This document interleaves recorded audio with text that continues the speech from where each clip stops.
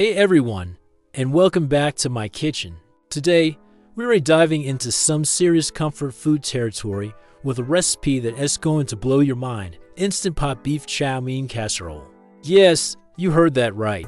All the amazing flavors of your favorite takeout chow mein, but transformed into a hearty, cheesy, one-pot casserole.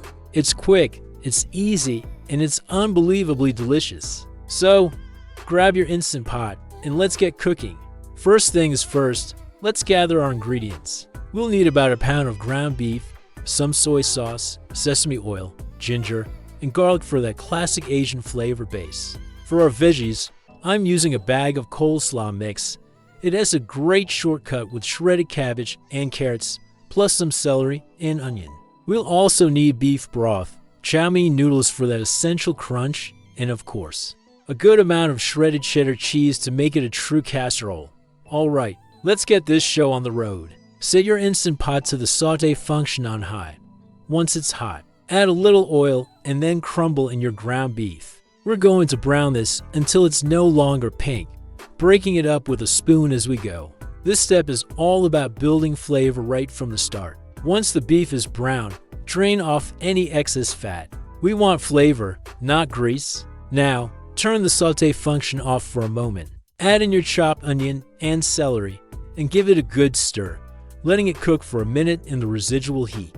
Next, we'll add our aromatics. A teaspoon of minced ginger and a couple of cloves of minced garlic go in. Stir that around for about 30 seconds until you can smell that incredible, fragrant aroma filling your kitchen. It smells amazing already, right? Time to create our sauce. Pour in the beef broth and then add the soy sauce, a drizzle of sesame oil, and a pinch of black pepper.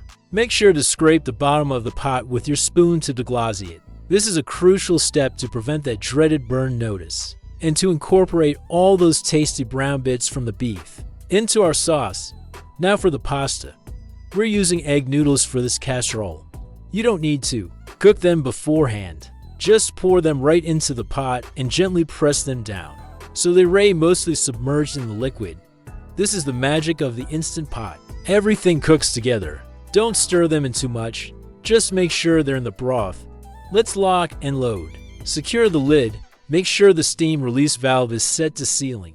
And then select pressure cook or manual on high pressure for just 3 minutes. Yes, only 3 minutes. That's all it takes for the noodles to cook to a perfect al dente texture. While that's cooking, you can get your cheese ready and maybe tidy up a bit. See? So efficient. Once the 3 minutes are up, we'll do a quick release of the pressure. Be careful of the hot steam. Once the pin drops, carefully open the lid.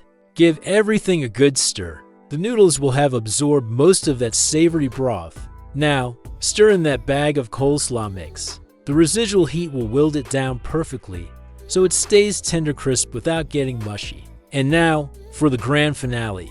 The cheese. Sprinkle a generous layer of shredded cheddar cheese all over the top. You can either pop the air fryer lid on for a couple of minutes to get it golden and bubbly, or just put the regular lid back on for a minute to let the steam melt the cheese into a gooey, delicious blanket. Look at that! A beautiful, hearty beef chow mein casserole made in one pot in under 30 minutes. Let's serve some up.